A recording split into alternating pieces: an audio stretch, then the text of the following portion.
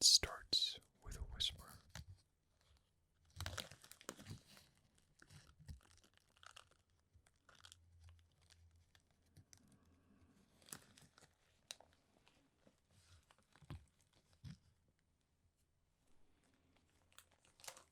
These questions gnawing at me.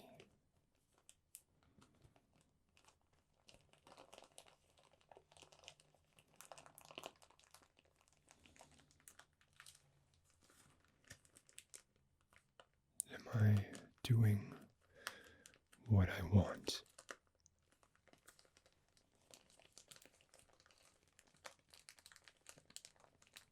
Is it worth it?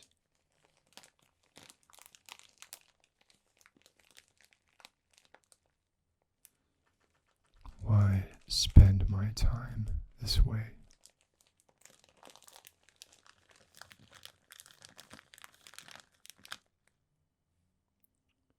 Who cares?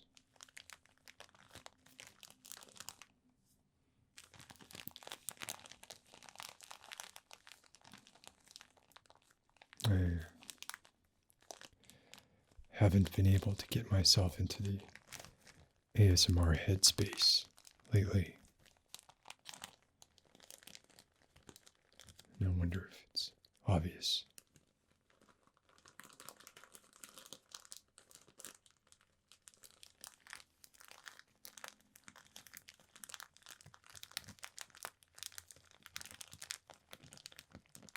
This is not going the way I want it to go.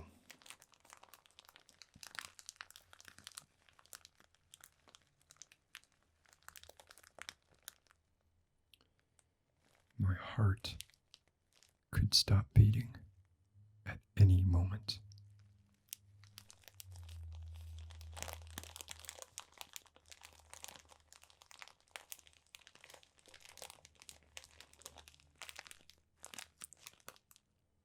I can barely sleep,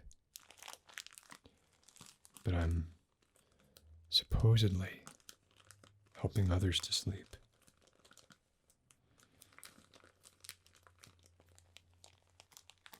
The irony is very apparent in that one.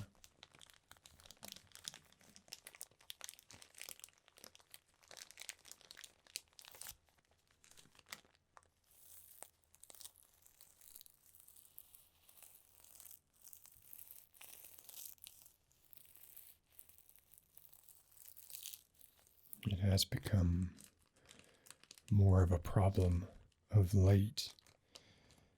I take a Xanax every 20 minutes until I finally pass out.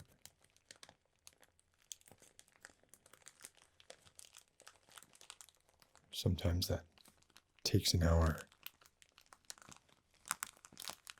Sometimes it takes 3.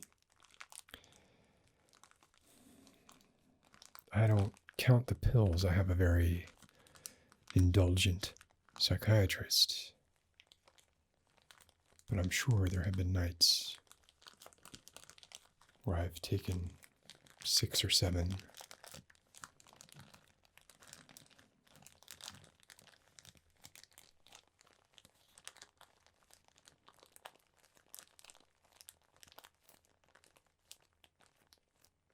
Who is this helping?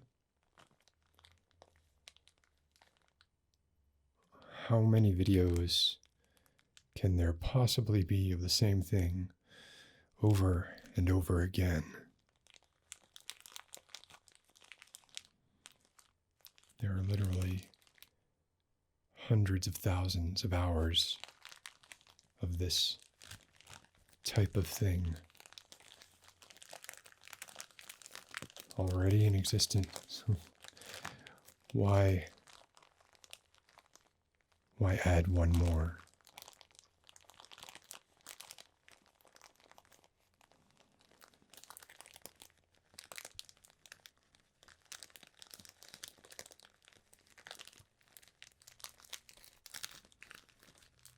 I suppose you could apply that same argument to stories in general.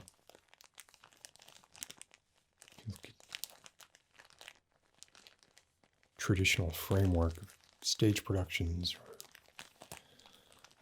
hero's journey, 5-act structure. In literature too, any entertainment really, there's a fixed format so well established that when it is broken out of, it is noted as art house or aberrant or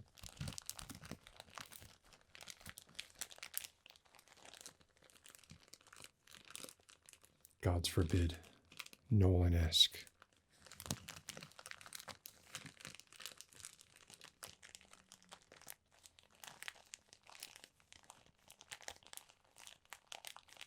Mostly it's just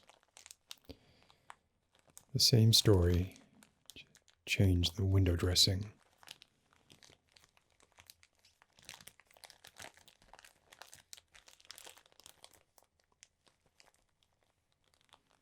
Different names, different accents.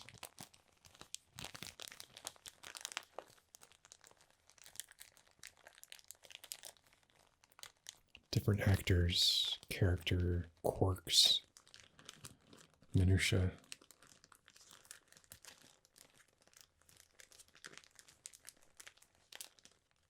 The main goals and the plots are more or less interchangeable.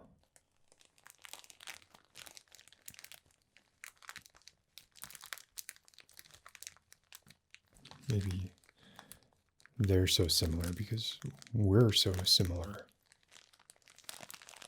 We're so much more similar than we are different.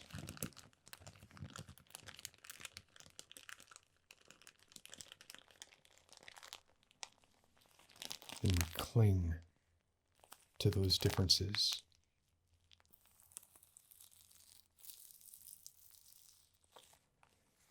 To try and distinguish ourselves from the unhuddled masses.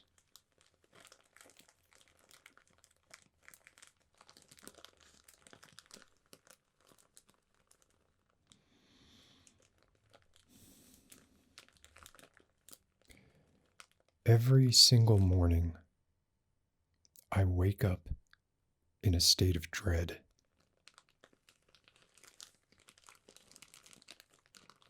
I dread the coming day.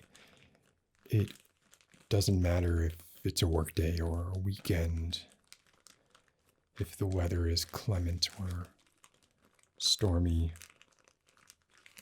if I have something planned or if I don't.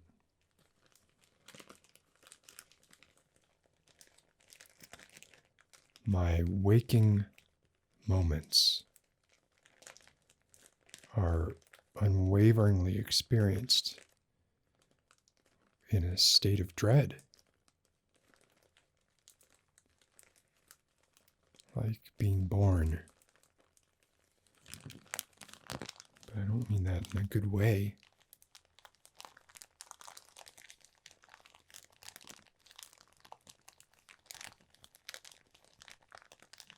I'm dreading the work that it takes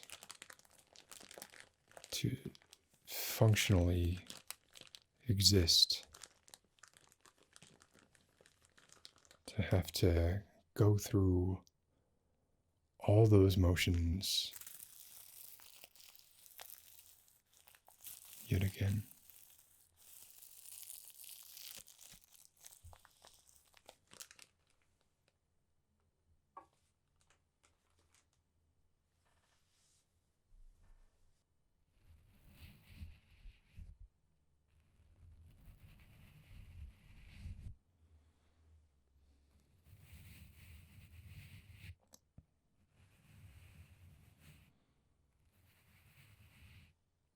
Maybe it's nothing to worry about.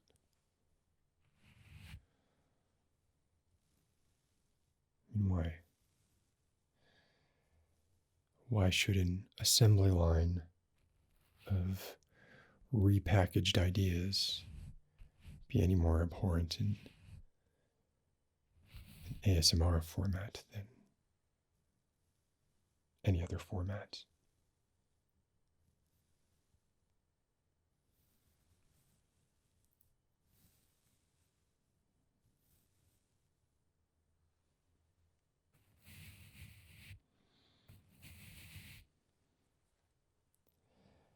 But I do think, in a way, that's sort of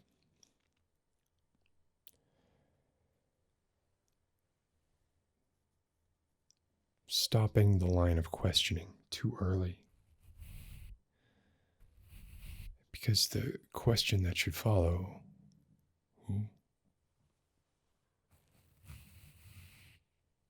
would then be, of what value is any media?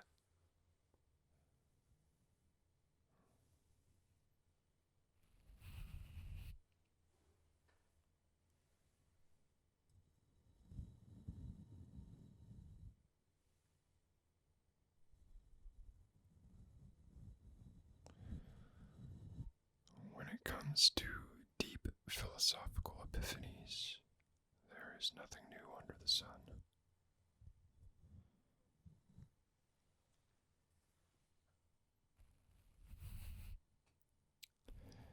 If new works meant to stir critical thought are so different from earlier works, apart from the fact that they come dressed in modern garb, so we're less quick to dismiss them, then the problem isn't with media. The problem's us.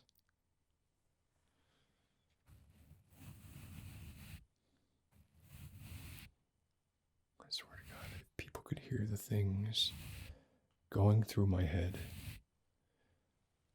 when I make a typical ASMR video, they'd be horrified.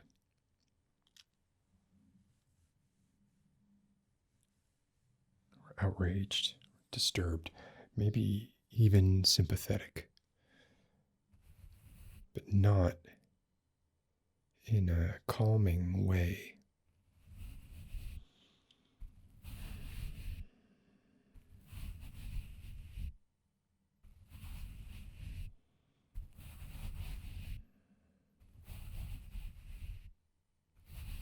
Maybe I just need to shut up and do my job.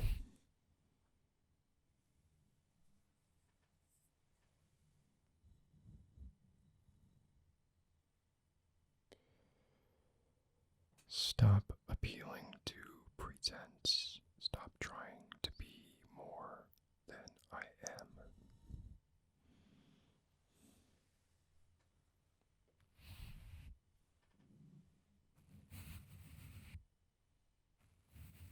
More than I am.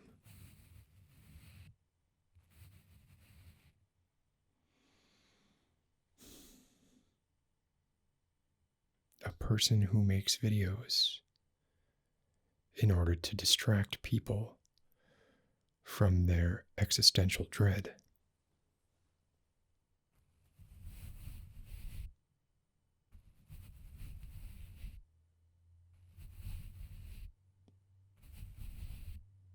Well, once again, we wouldn't want to stop the questioning too soon, would we?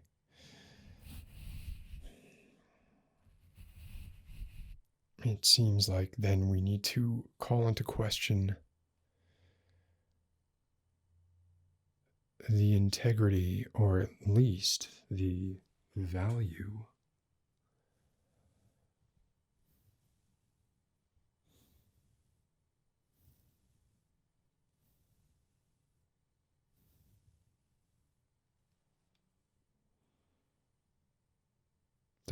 of helping people quell or quiesce their existential dread. It's an intellectualized attempt to cause or to stop a problem that is also caused by intelligence. It's like trying to put out a fire with another fire, which, I mean, they do that. Fight fire with fire. Literally. I'm not talking about mutual stepped escalation.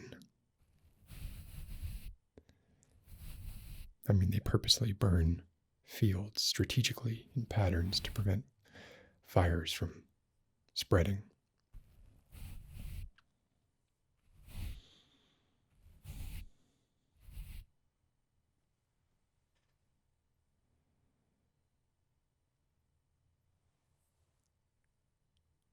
What we're trying to do here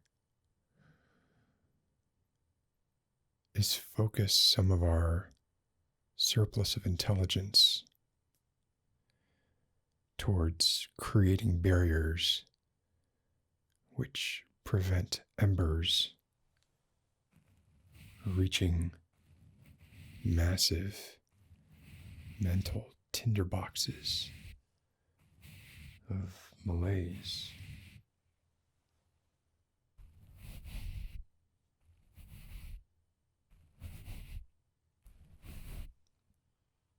I guess that's not really a great analogy. And analogies are dangerous things. You find one that feels good, feels right,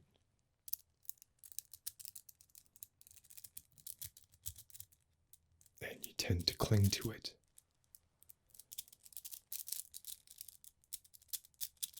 It's an easy way to understand something and to share that understanding with somebody else, but an analogy is not evidence. It's just a method of illustration.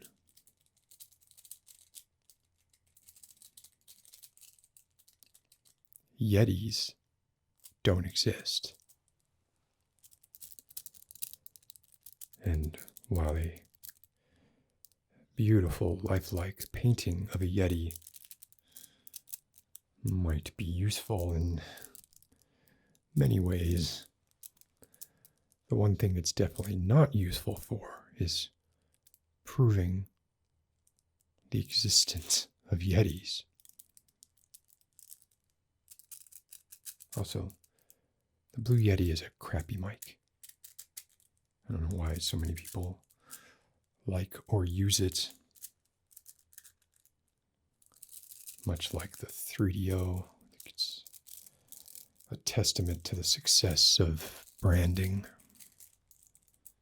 I suppose.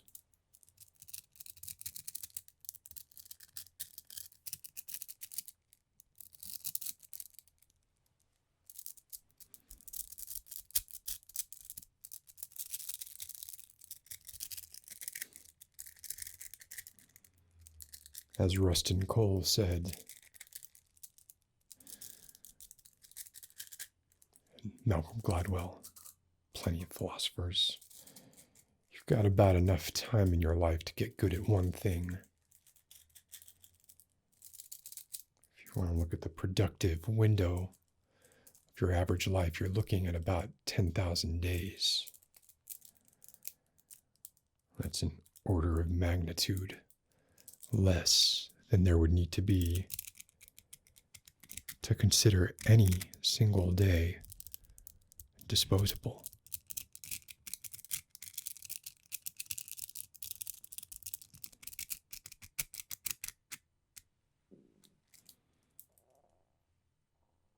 I'm hungry. Beware, I live.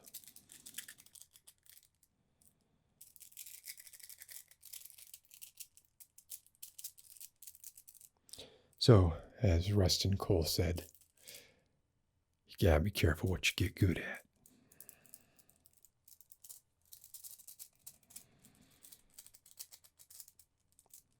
And unfortunately, when it comes to ASMR,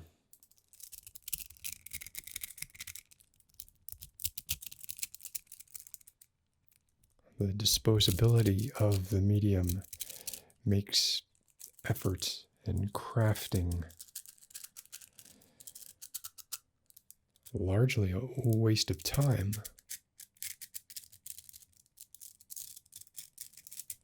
You spend weeks shooting, editing, grading,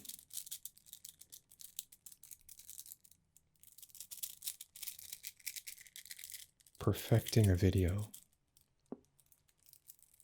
You hit publish, and in another week you've already slid down the hindquarters and are clutching frantically at the tail. It doesn't really matter how much work you put into it. Effort is not rewarded as the rule. It's very much a "what have you done for me lately?" wherein lately is the last 24 hours.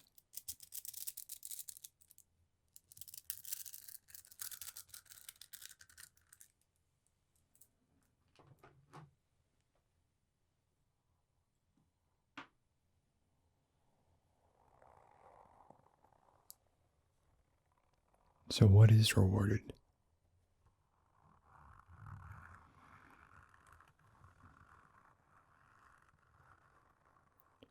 Relatability? Maybe. A catchy title? Maybe. It's a little void of merit. Unless you find a way to marry the two. Well, let's just say that's rare. No, the name of the game is to produce and produce and produce and produce and never stop and never change, or change so gradually that your audience doesn't notice.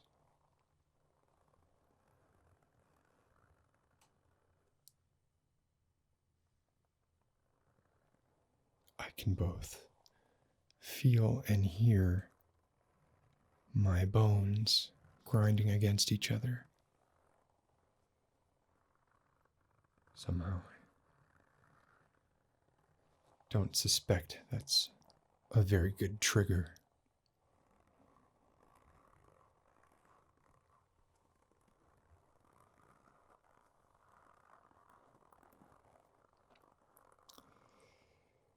People claim they don't care about money or attention, that they're in it for the sake of the art form or to help people. This is disingenuous. You may want all of those things,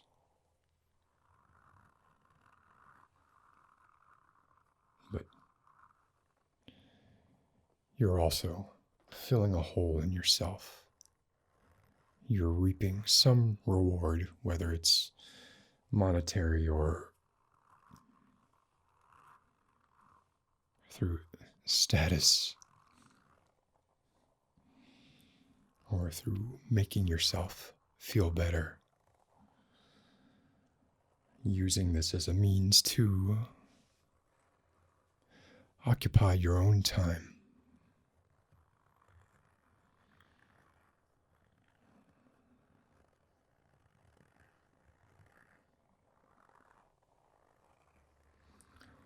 claiming you do not do any of these things and that you are really only in it to help others is a tactic to claim the high ground against any would-be detractors.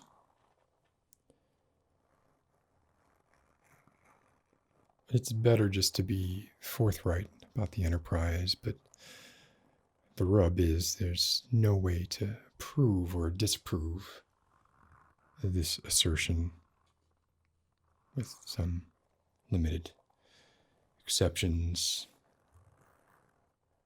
Oh, maybe it's that way for you, the unctuous salesman coup. Fuck them.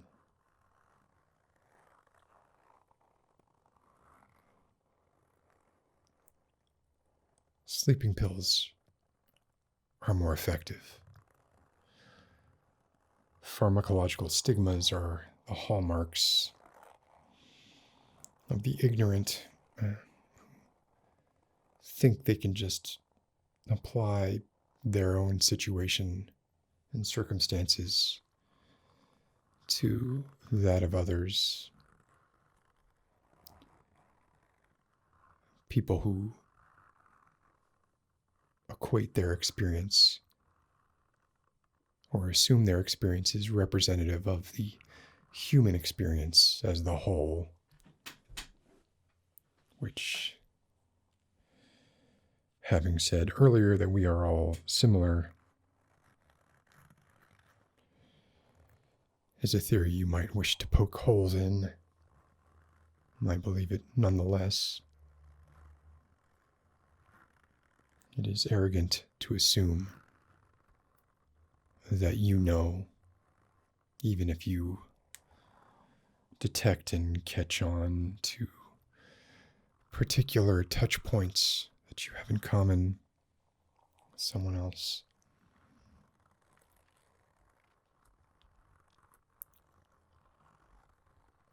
And of course, in discarding these alternate opinions, I'm operating in much the same way.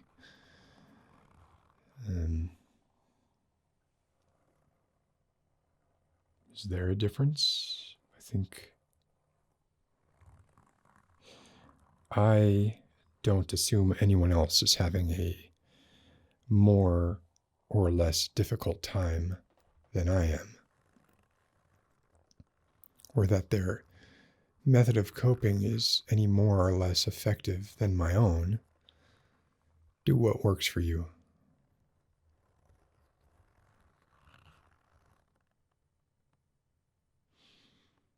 And if we're going to stay on the theme of continuing the questions, even in doing that, I'm still basically saying my experience is representative of others, that I know something about other people which I don't.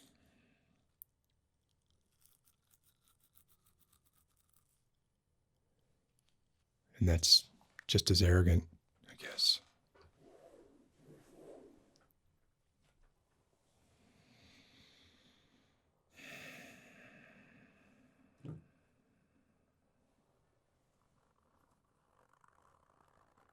It's said, apocryphally, I believe, that Poe called sleep those little slices of death. Maybe he didn't say it, but I expect he could have written a great short story involving 4 and 20 ravens destroying a death pie.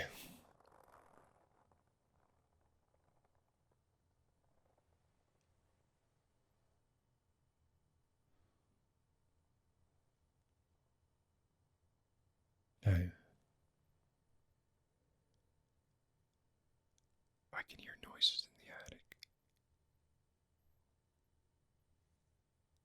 I wonder if the mics are picking them up.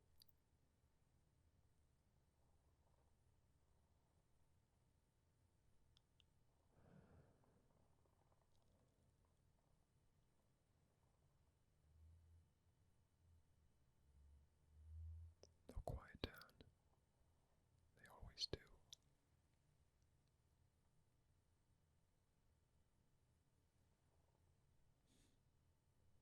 I'll just pretend they're intentional.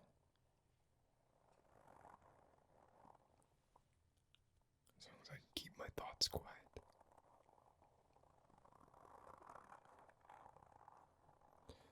Anyway, back to Poe.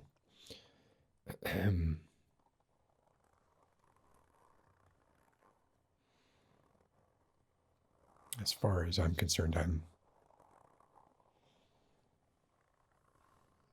I expect that my time here is quickly drawing to a close.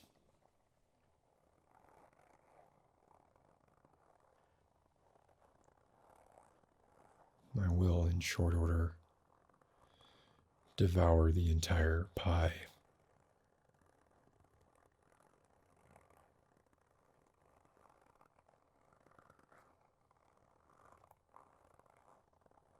Take as many pills as needed. Maybe one every 10 minutes would be more appropriate.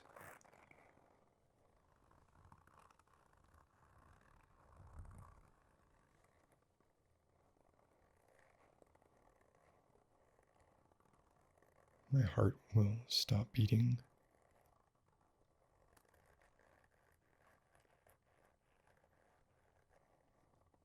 I will no longer dread waking.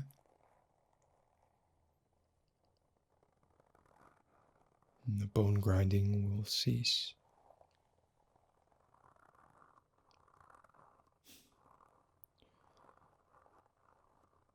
Arrogant up until the last moment. Did you hear that one?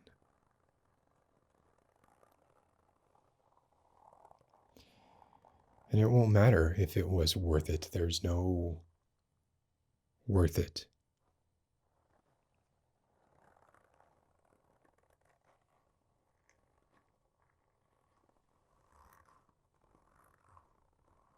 No more pretense. No dread. When you think about it,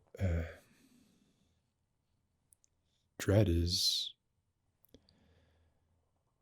a luxury. Because dread is anticipatory. And you need a future, however dismal, to anticipate. So, in a weird way, dreading is an act of hope.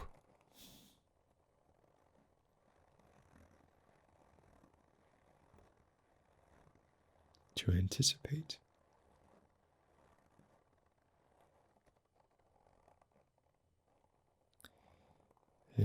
Anticipate. They use anticipation. It's a Carly Simon song. He used it in Heinz ketchup commercials, and here I'm concerned about integrity. Ridiculous.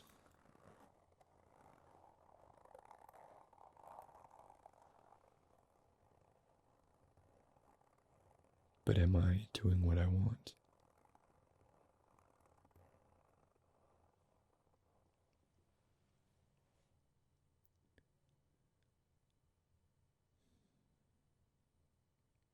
Are you doing what you want?